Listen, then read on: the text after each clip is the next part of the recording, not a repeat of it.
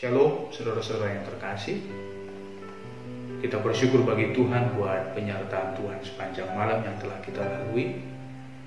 Maka sebelum kita memulai seluruh aktivitas kita sepanjang hari ini, biarlah kita dituntun oleh kebenaran firman Tuhan yang sebentar akan kita dengarkan.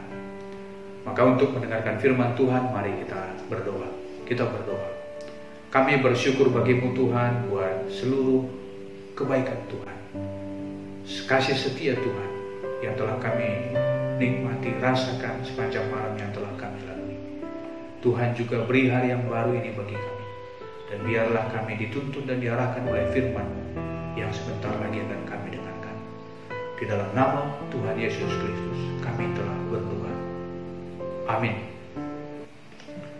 Saudara-saudara yang terkasih dalam nama Yesus Kristus Tuhan kita, mari kita buka kitab kita sebagai bagian perenungan kita pada hari ini dari Keluaran pasal yang ke-13 ayat 17 sampai 22. Demikian firman Tuhan.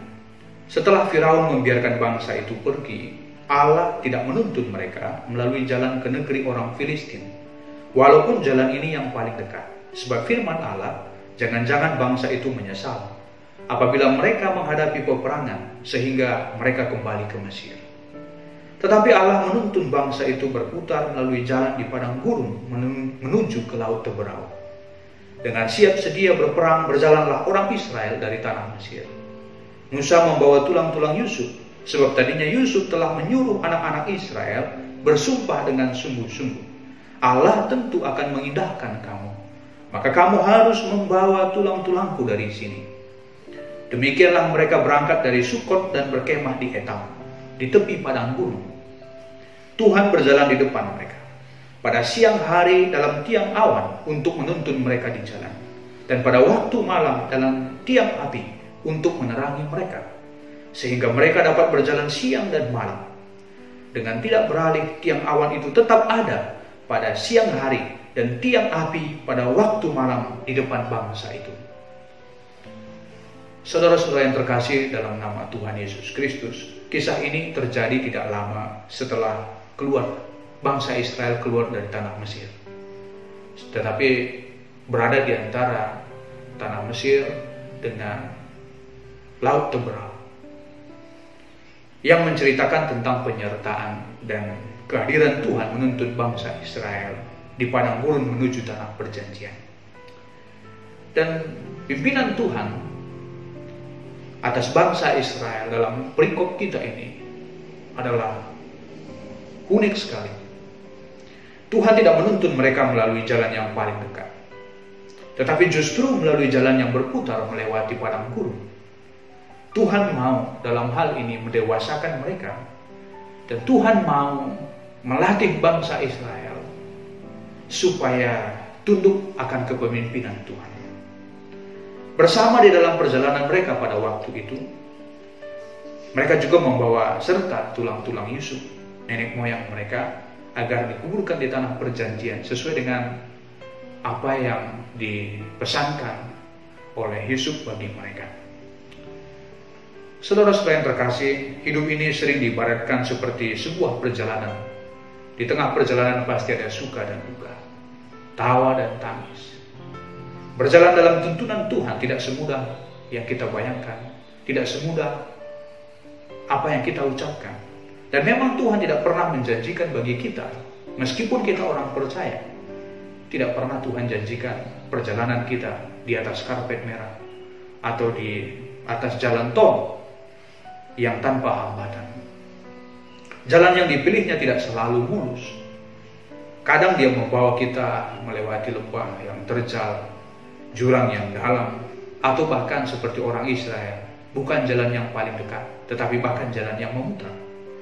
Ada kala kita sama sekali tidak mengerti rencana dan jalan yang Tuhan beri bagi kita.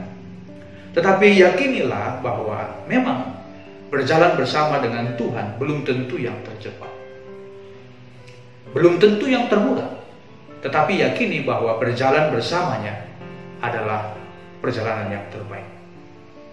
Pernahkah kita berpikir bahwa ketika Tuhan menjanjikan sesuatu, maka semua akan berjalan tanpa kendala, tanpa tantangan. Tidak demikian seharusnya. Tuhan tidak pernah menjanjikan kepada bangsa Israel tanah Kanaan yang penuh dengan susu dan madu itu tanpa sebuah perjuangan. Kelepasan dari Mesir bukan puncak segalanya, tetapi awal perjuangan memasuki tanah perjanjian sebagai bangsa pilihan Tuhan, yang di depannya dalam perjalanan banyak kesukaran tantangan yang akan dihadapi. Tuntunan Tuhan tersebut mendewasakan, melatih mereka sebagai bangsa pilihan. Maka meski tidak mudah perjalanan mereka, tetapi itu mendewasakan mereka sebagai bangsa pilihan Tuhan. Nats ini adalah kisah penyertaan Tuhan kepada bangsa Israel di padang gurun dalam bentuk tiang awan dan tiang api.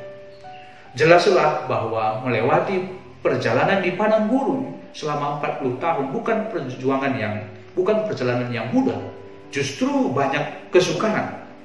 Namun di sana nyata kasih setia Tuhan, nyata perlindungan Tuhan, nyata penyertaan Tuhan bagi mereka.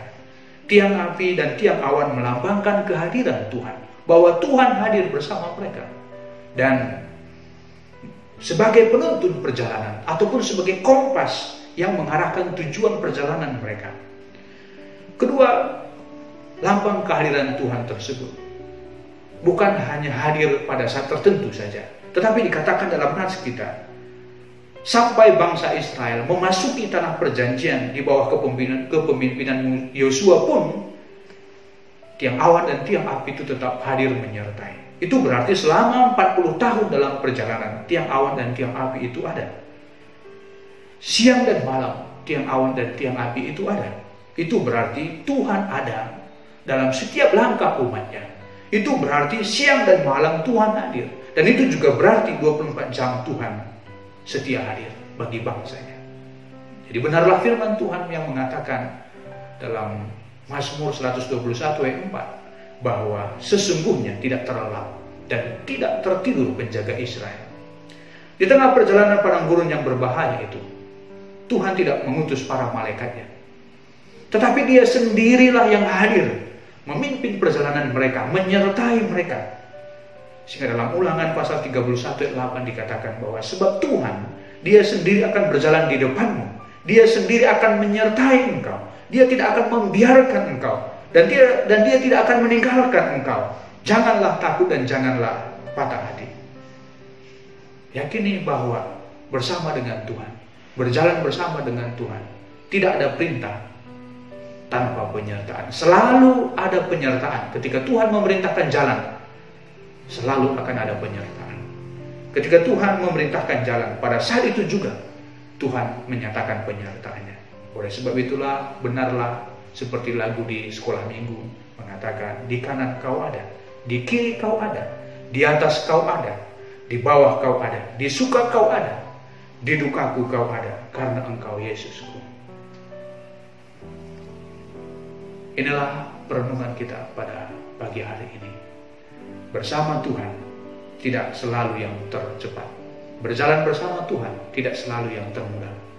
Tetapi sadarilah, yakinilah bahwa berjalan bersama Tuhan adalah yang terbaik. Tuhan Yesus memberkati kita.